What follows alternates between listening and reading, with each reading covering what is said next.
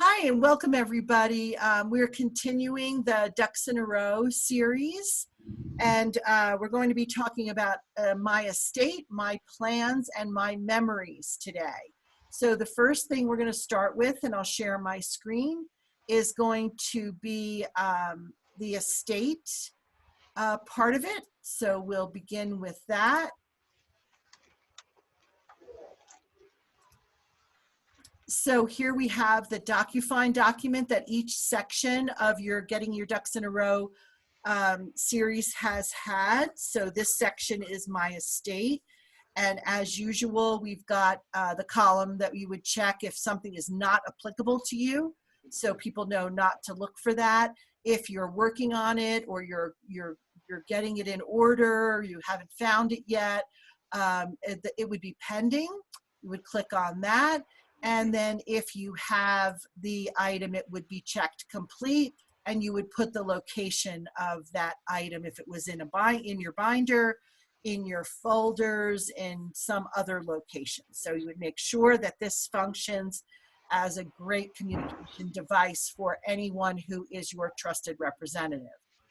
All right, so we're going to start with the digital online legacy is first mentioned here on the DocuFind. So we have lots of intellectual property we all own online, whether we have social media or websites or blogs or whatever we might have that's online. There is actually a position now called a digital executor that's available for hire if an estate needs that. So if someone had a lot of things online and they were not able to secure it all, did not have all the passwords, you may need to hire a digital executor to help with that. So when you have powers of attorney, we talked about that back in the medical section, where you do have a durable power of attorney for your medical circumstances, whether you're incapacitated or if someone has passed away. It's the same for your financial and your estate. So your property and personal affairs, there's a power of attorney for that. So remember, powers of attorney, though, end when someone dies. So it's good right up to the time of death that powers of attorney can be used. They cannot be used once someone has passed away. So you have to have those records, and that is really crucial. I would say that, you know, having a will, having the two powers of attorney, and then of course the living will or advance directive are really, really important documents for everybody to have. The next thing on the list here is called an ethical will. Has anybody ever heard of an ethical will? No. Okay.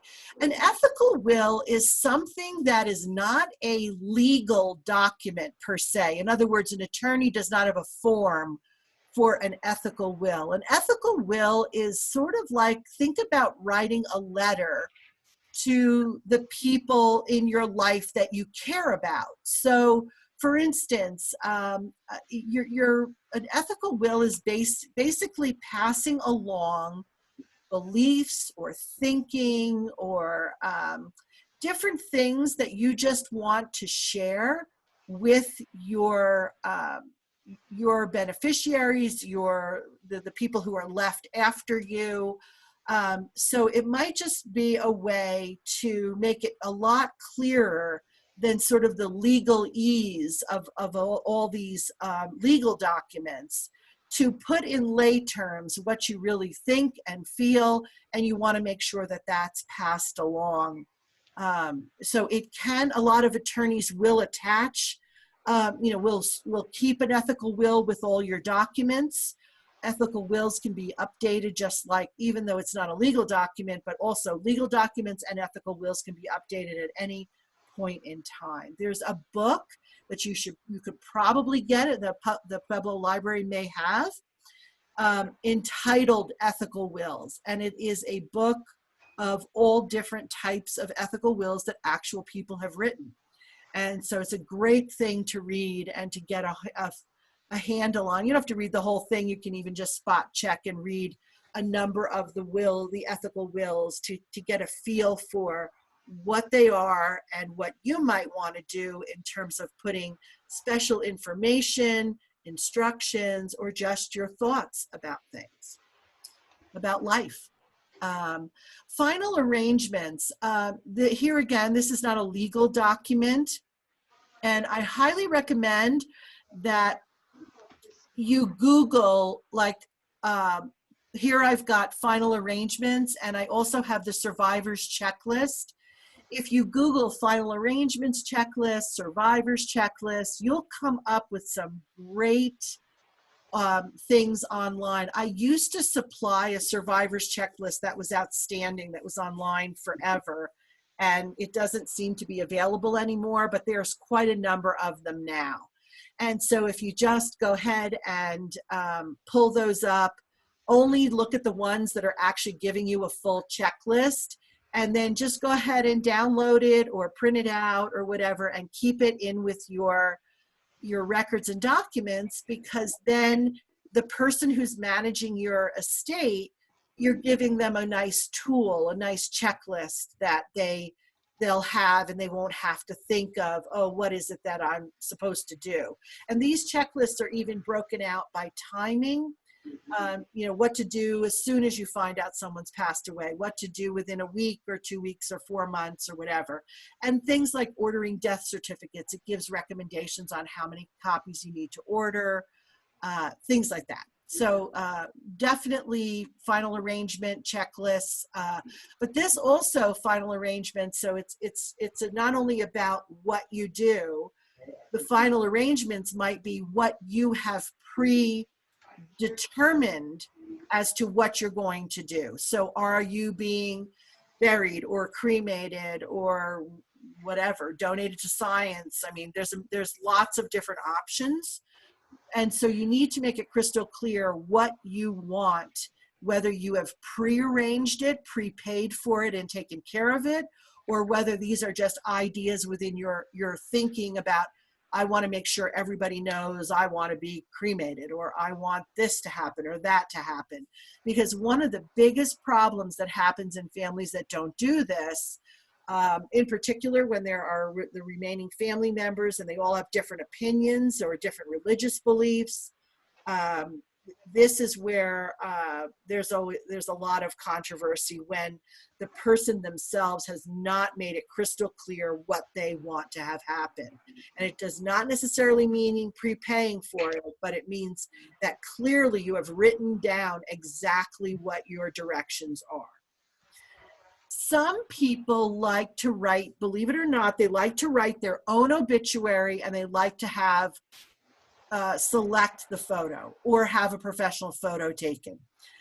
This seems to be, I worked with a lot of women who were in their 80s and 90s and, you know, setting up their records and documents. And one of the big things was they just did not like that anybody else was going to pick their photo. They wanted to make sure that they had selected their photo. So, and there are some interesting stories about that. So that's something you might want to consider. Maybe not writing your full obituary, but maybe there's an outline you want to provide to the person who will write the obituary. So there are details there that you have in that. So again, providing either information, writing your complete obituary, providing information for the obituary, and providing the photo that you want to select. Now, you may select a photo and not die for 10 years, 20 years, 30 years, and you may want to replace that photo, update that obituary content. So again, this would be in a sheet protector in your binder, and you would be able to update it at any point in time. This is also where you would put information related to organ donation. If you're an organ donor, it's great that you have that information or anything like organ donation here. We talked about the survivors checklist. Good to just put a blank checklist you know, or maybe a couple of different versions into your binder in the sheet protector, so that they have that as a tool to use when you've passed away. If there is any sort of trust documents or a will, those need to be accessible also. And again, I have those in my binder and are easy to find. We talked about, I think I mentioned in one of the other sessions, talking about when we were talking about safe deposit boxes. One of the things you don't want to have is an original will or original trust document in a safe deposit box. Certainly a copy is fine, but not the original. And here too, you would add any other documents that pertain to you in particular that would have to do with your end of life estate needs.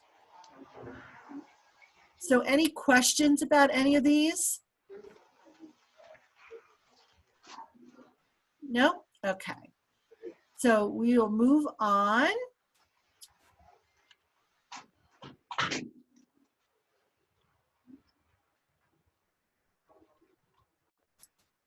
So now we're going to talk about the next section, which is my plans.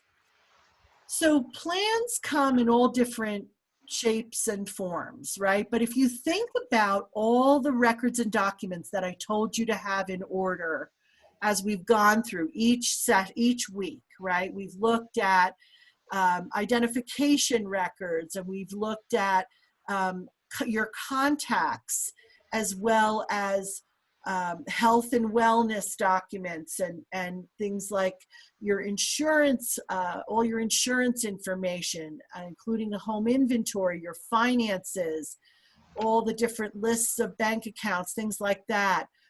We looked at the taxes and the storage of taxes. And now we're talking about estate, and then we'll also talk about memorabilia. So when you look at all of those different things and you pull it all together, it's a lot. It's a lot of documents. It's a lot of information. But there are some select things that you might want to pull out and make little packets of where you're prepared. So I want you to think of this section in a number of different ways. First of all, I'm going to talk about it from the standpoint of preparedness. So in the event of a house fire, in the event of a flood, if you were to have some sort of natural disaster that happened, you know, an earthquake or whatever, right? Something real, a real big deal.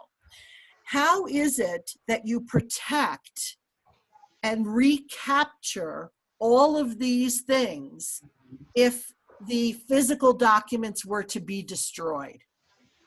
So my thinking is that, you know, I want you to understand there is the issue of getting everything pulled together physically. We talked about putting it in a binder versus a folder system.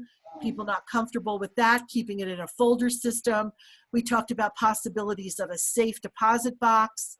We talked about possibilities of a physical safe, maybe within your home, and a safe only if it is the best rated safe for fire and heat and water and all sorts of issues in terms of the ability, the strength to protect those documents.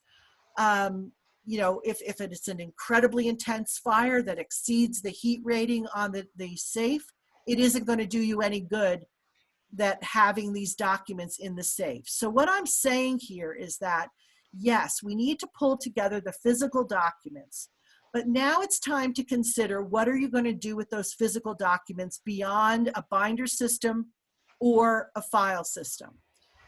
And one of the things might be is to scan in all of the documents and potentially consider storing them on some sort of cloud storage. Meaning, so cloud means that it's somewhere that is not physical. You need a username and password and possibly a dual password or an encryption to save this. So I'm not going to get in depth in how you do that at this point, but just that that's a consideration, so that in the event that everything is destroyed, these physical documents are destroyed, there is a scanned copy living on a cloud, or living on it could also, if it's not on a cloud, it could be on a storage drive of some sort that is not located in the same place as your physical documents. So this is something that's really important to do, is that once you've pulled all of this together, in the ultimate protection is to have a complete duplicate copy. And so by having it stored on the cloud, this also gives you the ability to grant access. And there are some softwares out there where you can store things in such a way that you can give full access or partial access to whoever the trusted representatives are. Okay, so that's one thing. We're talking about disaster preparedness for the whole shooting match, right? Everything you've pulled together in all the categories. But now we might want to break it down. And if you remember, we talked about the roadmap document as the very first page. And that document is, so the people in that document are your agents. So right here, you might want to make a packet for your specific agents. So let's just say I'm going to take a nice manila envelope, or I'm going to electronically send this to them. And one of my agents is responsible for, pulling my binder, my will, all of the things together. So one agent is going to do the whole entire thing. I may have another agent who's only going to do the finance stuff. So I would make a separate packet for them with only the information about the finance. Maybe I have someone who is only going to manage my contacts. Remember I said when we did the address book that we needed to have you document the relationship. So maybe you have one person that if you're incapacitated or have passed away, they're in charge of contacting via phone, email, text, whatever means that, you've been in some sort of situation, whether it's an incapacity or you've passed away. So there could be various types of agents that you appoint to do various jobs within the management of your estate. And so you're going to make a little packet for them. They don't need to see, some of them need to see everything, some of them don't need to see everything. You just want to give them what they need to have. So let's just say you get to the point in life where you're aging and you need a caregiver. So you might want to pull together a packet for a caregiver. In other words, I'm allergic to the following. I can't eat strawberries, or I can't have shellfish, or I can't do this, or I don't like this. I don't like that. I like the temperature of the room to be this way. I like my food very, very hot. I like my drinks cold. I like my clothes managed in a certain way. Literally, when you think about the word autonomy, and when you think about the fact that if we are cared for by anybody else, they can't read your mind. So and there are a lot of books out on this subject. There are some workbooks out on this where you can literally state what it is. I hate lima beans. I don't want to eat that. I don't want, my favorite TV show is X. So you want to communicate as clearly as possible if you have the opportunity to in advance, to sort of keep a running sort of a packet if you start needing a caregiver, and what are the things that you want in your life. Don't wake me up before 8 o'clock in the morning. It could be every little detail. So if you are caring for someone, Again, this is a great thing to Google, you know, caregiver checklists. What is it that that person wants, and how do you assess and interview? So if you're a caregiver or you're receiving care, it is really important to have an assessment list completed so that both parties are functioning together as a team and that they're working in for each other's benefit, both the cared for as well as the caregiver. If there's a child in your life, whether it's your child, so I'm talking about someone under 18, or if you have a grandchild or a responsibility or relationship with any child. We talked earlier when we were in the health side, we talked about the babysitter's checklist. So that's a really great thing to have. And so any information, so think about what we just talked about with the caregiver. A child is the same way. I go to bed at 7:30 at night. I do this, I do that. I don't eat this, I eat that. I like to play with X. I like to watch this. So it's the same situation. How much information can we impart about someone being cared for, whether they're an older adult or someone with a disability or a child? So the being prepared and being able to communicate crystal clear what the needs are, and that we've taken into account any emergency situations and the ability to help that person if there is an emergency. Now, on the medical side, this I think is one of the best tips ever. So when we were in the medical, I showed you in the health part section, I showed you that I had a list for prescription drugs, right? And I also showed you a list of all your doctors and associated healthcare providers. I also showed you a list of family and personal health history. So the packet here could be really valuable and something you might want to keep handy when you go to the doctor.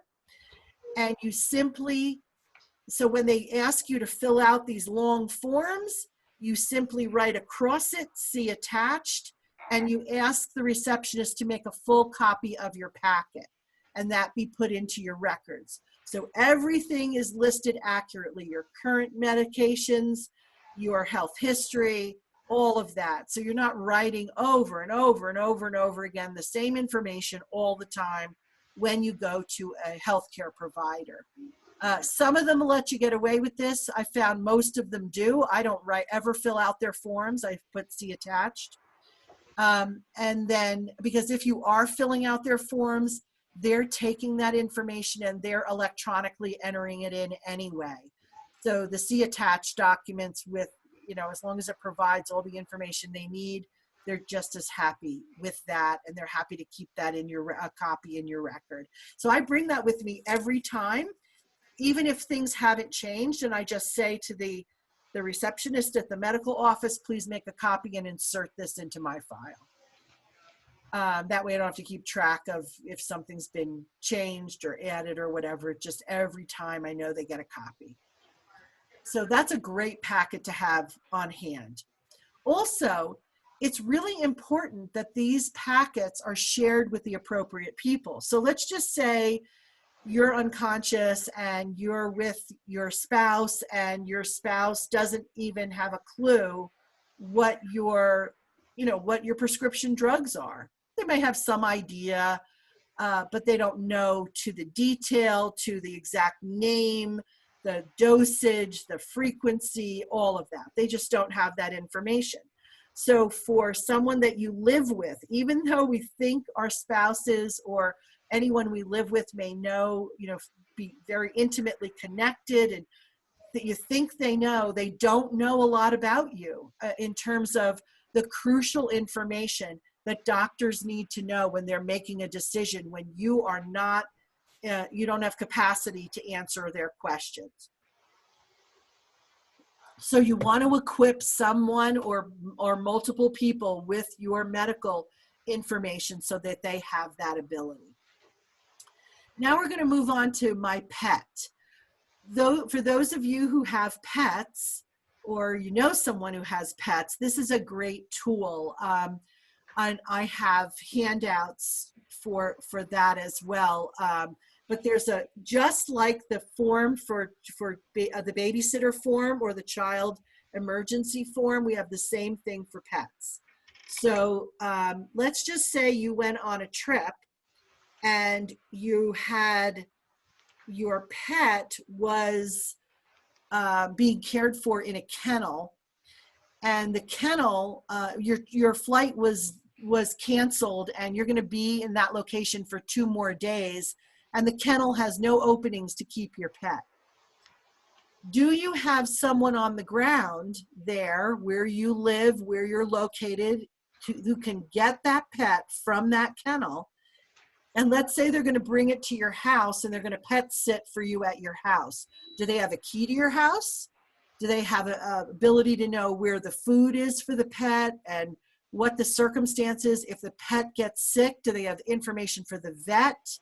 You know, all of this. So no different than a child. Have you planned for your pet? Also, not only planning if there's some quirky kind of situation that happened where you need some temporary help, but what if you pass away? What happens to that pet? Have you made arrangements that if you're no longer alive, that how is that pet going to be cared for? So again, it would be no different than with a child. With a child, you would appoint a guardian, and you might do something similar for a pet. You might have a guardian temporarily while they were finding permanent ownership for the pet going forward, or you might have someone who's agreed to take the pet if you've passed away. So these are questions that, you know, a lot of people will, when you ask them these questions, or you ask them to be these people, these agents, these trusted representatives in your life, a lot of them will be like, what are you talking about? You know, they'll laugh, or because they're uncomfortable, they might not want to discuss it. But the fact of the matter is once you do it, once you discuss it, once you get this all in place, it's done, right? Obviously, you can always make changes and update, but for the most part, the discussion is over, the information is in place, and if anything, it's not if, it's when something happens. There's nobody's getting, you know, we all are going to die. And so whether it's sooner or later, that's what we don't know, but we do know we're going to die. So it's ridiculous to act as if it's like a taboo subject and we can't talk about it, we can't deal with it. We just deal with it, and we deal with it this way and efficiently. And then that way, everyone who's left in your life does not have the burden of figuring out what the heck to do with all the factors of your life, which are very, very complicated for another person. So you're taking care of that circumstance. Also, when you go on a trip, we're going to talk about the travel. So when you travel, let's just say you've left the country. Does anybody that's connected to you know where the heck you are? Exactly where you are. What is your flight information? When are you coming back? What is the number, or how do they reach you wherever you've gone? How do they know what's happening? You know, if something happens in your house and then, you know, a neighbor sees this and has no idea you're away or what, now they may not need to know any of the details, but maybe all they need to know is that if something happens at your home, to contact, you know, John Smith, who's your brother, and he's going to have all the information and the way to reach you. So there always needs to be someone who knows how to reach you. So, and there's a lot more to the travel piece of it too, and we'll get into that a little more. But for instance, when you travel, if you're traveling out of the country and you have a passport, make sure you make copies of that passport and have copies of the passport, you know, the actual passport with you, the copy in your purse, a copy in your suitcase, a copy in your another bag or whatever. You might want to mail or email people information. And a good thing is to scan in these copies so that you have the documents electronically as well, so on a phone or whatever. But if you lose your phone, are they on a cloud somewhere with a username and password that you could access them? So again, really need to be thoughtful about the travel piece of it. Another way to be prepared is with your car. So any vehicles that you own, to have a little packet kit all set up to make sure there's extra copies of your license, your registration, maybe there's warranties or manuals, or it might also be vehicle maintenance history, anything like that. You want to make sure that it's very clear. So this is a great way too for creating a packet for selling a vehicle. If you want to sell a vehicle and make the buyer very happy, you maintain the receipts for the maintenance history on any particular vehicle, and they see that it was taken care of, and they can see what was done and when. So that's also a very helpful thing. We talked earlier about copying the contents of your wallet. So here again, in the event that you lose your wallet, you might want to have a little separate packet that you've got everything right there. You know exactly what was in the wallet, and this is something you do, periodically, maybe 3-4 times a year, to make sure it's updated, or anytime you notice that you've changed the contents of your wallet. So we talked about emergency preparedness. So there are emergency planning guides through FEMA. You can Google that as well. There's something called ready.gov, G-O-V. They have great emergency planning guides. They have evacuation guides for evacuating out of a home. I have 2 granddaughters. I lock my house with them in it, and I teach them how to get out of the house in the event of a fire. So they're little girls, and people would say, oh, why would you want them to know how to get out of a house? They could get out and run away or whatever. I said, no, I watch them carefully enough that will not happen. And I'd rather them not burn to death in a house. So my granddaughters are trained in an evacuation plan to get out of the building. There are also things you can download called family plan cards, so that everyone knows in the event of an emergency, let's say all the electricity's gone out, people's cell phones have gone dead, and you have some sort of plan within your family where everyone knows, and it's on that planning card, we're all going to meet at the front of Target on, such and such a street, whatever that meeting place may be. And then there's also something called My Ready case. And this is you think of a large pencil case that has the 3 rings for a binder. And I keep this in my binder. And in that Ready case is cash in 1s and 5s, small denominations. So in the event anything should happen, and when I did this originally, a lot of this was designed when I lived in the San Francisco Bay Area. So obviously earthquakes were a big factor there. And one of the things that happens is when you have an earthquake or you have any kind of natural disaster, sometimes the hardest thing to come by is water. And so people are selling bottles of water during natural disaster times. And if you have a $20 bill and that's all you have, you're going to pay $20 for a bottle of water. So you kind of think in terms of, an amount of money that would be reasonable for you to put in small bills in that Ready case. And also within that Ready case, this is where there are extra copies of keys, house keys, car keys, combinations to things, or access, right? So here again, this is in your binder or wherever you're going to store it, and you're going to be very clear to a trusted representative where this is. So they have access to where this ready case is, and then also that those keys or instructions or PIN numbers or whatever, they're in one place and they can access very quickly what they need. This is a great time depending upon, I mean, neighborhoods are very different today.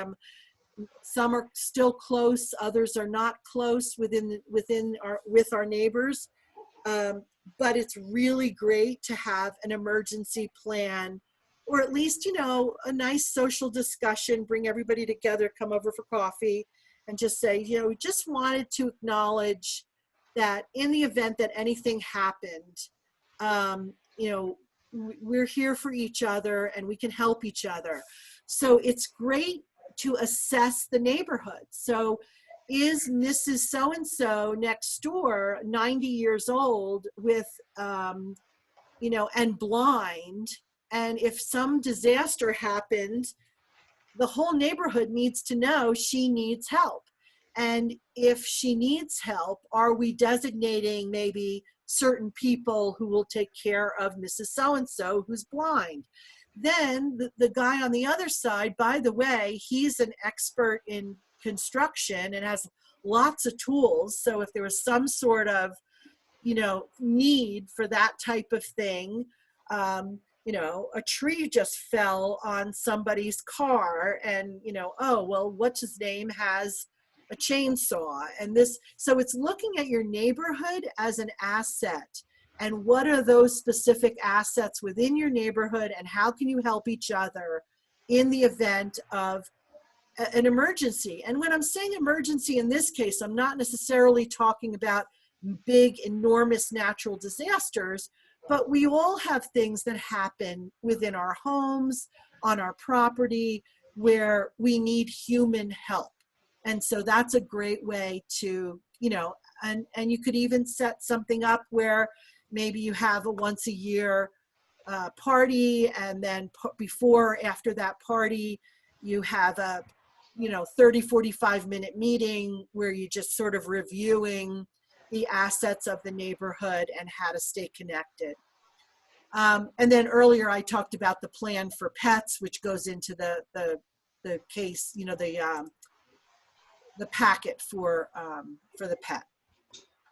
All right, so we're going to move on here.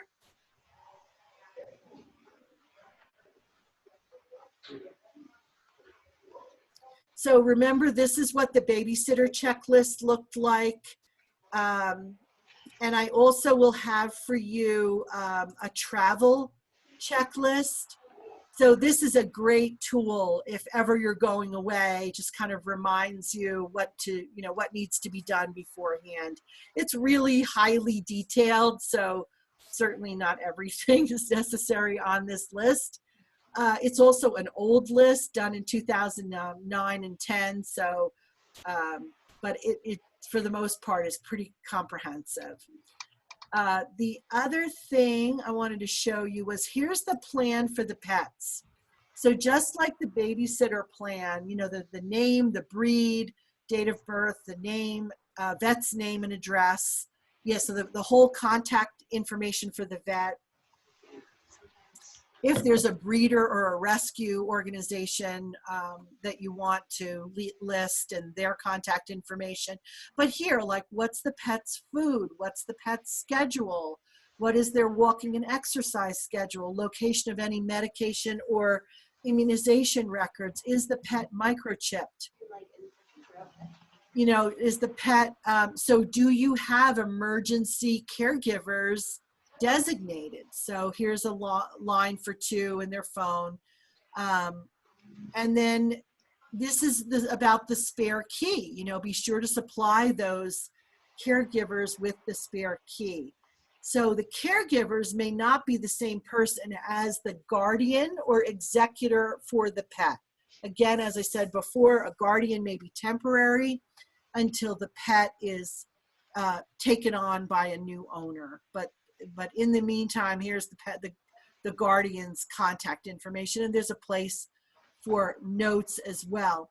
Also, you want to attach a recent photo of your pet if the pet goes missing, and update that photo if there are any changes with the pet. Also, you can go to organizations like the ASPCA, and they have all sorts of information about pet trusts and all sorts of stuff. So that's that one. So now, after we talked about estate, we talked about plans, all, you know, planning for all different scenarios. Now we're going to talk about memorabilia. So this is a really short list, and all it says here is preserving my memorabilia. So I'm going to stop this share. There's not much to show you there. And I'm just going to talk about memorabilia a little bit. And you might have some questions about this in your own circumstances. But if you think about memorabilia, we've got old-fashioned, you know, photos that were developed, whether they be black and white or color.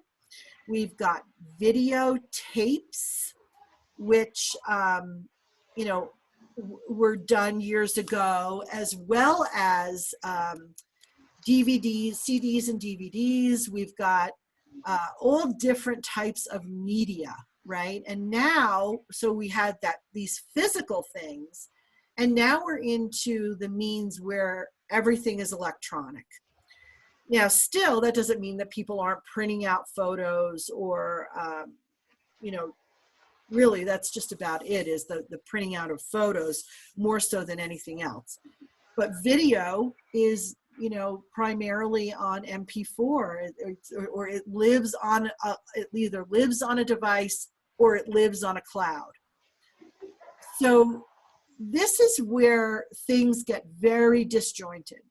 So you might have boxes or albums of things that were prior to the digital time period.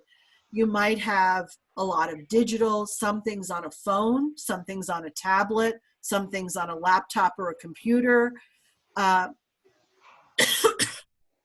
So we can see here how disjointed it could get. And this applied too, back to, if you think about when we were talking about our address books, right, our contacts. Some could be on a phone, some could be on a cocktail napkin, you know, some could be a tear off from a return address, from an envelope. I mean, there's a million different ways we can potentially have things. So the idea here, and the job, and the homework, so to speak, on your part, is to really look at what it is you have, and then to start to think, what do you want to do with it? So let's go back to the old-fashioned means, right? So, okay, I've got albums or boxes or whatever filled with photographs. The possibilities for those are to, and this is the thing that's the hardest for me to ever do, is to cull down and pick your favorites. They're all my favorites. That's, my husband and I have this thing about, he's like, I'm not going to scan these in until you pick your favorite. I'm like, well, the whole box is what I want scanned in. So you have to decide too what you're going to do. Are you just going to keep the physical? The physical photos, many years ago, in the late 1800s and the early 1900s, photos were like a work of art. They, to this day, have held the test of time, where photos, you know, that were taken in the 50s, 60s, 70s, 80s, and 90s fade, and they don't hold up to the test of time. And so by not converting them electronically, we're going to lose a lot of those images, or minimally we'll lose the good quality of the image that was originally taken. So you sort of have to decide, do I want to preserve these either in their physical form in an archival method if you haven't already? Do I want to have them scanned in, or do I want to scan them in so that I have them maybe both physical and electronic, or do I just want to keep them electronic and maybe just keep a few of the physical? So this is just personal decisions. But then you get into videotape. And so it's a great idea to convert videotape, because especially here we're in Colorado and it's very dry here, and those tapes will dry out and break, and they can't be spliced together and repaired when they've reached that state. So to convert those to an electronic means is great, because then that will preserve those videos. Same thing, applies to the discs. It's harder and harder to find disc players for DVDs or CDs. So again, as technology changes, unfortunately, it's something that we have to keep up with. But this isn't just during this electronic age. Technology has changed throughout the history of man. So we have to become used to the fact that it will always change. But when it comes to memorabilia, the point is that's what it is. It's our life's memories. And when that's important to you, and when you want to preserve those, you have to look at what technology is coming down the pike and see the technologies that have become more mainstream and permanent at the moment.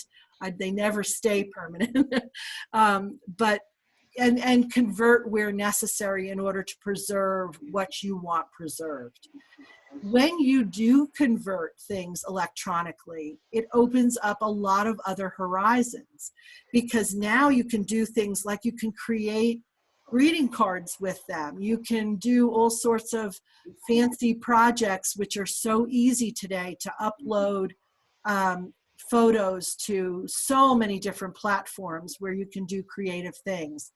But the main reason is that you can share them, and you can share them with your family members in mass or one-offs. So it's really up to you how you want to do that. But don't let this be something that doesn't get paid attention to. It certainly isn't. It doesn't feel as urgent as taking care of our health history and our health information and our estate and finances and all those things that seem so heavy. But when we look at really what's important to us in life, and our family and our friends and our memories of all the things we've been through, sometimes good and bad, and preserving that history of who we are, who we've been while we're here on this planet. And it's kind of nice to have. And some people feel more passionate about this than others, but I really want you to take the time to consider what you have and how you can make sure you can hold on to that for a very long period of time in the best quality that it's possible with the technology that's available today. So any questions about memorabilia or making plans or managing your estate?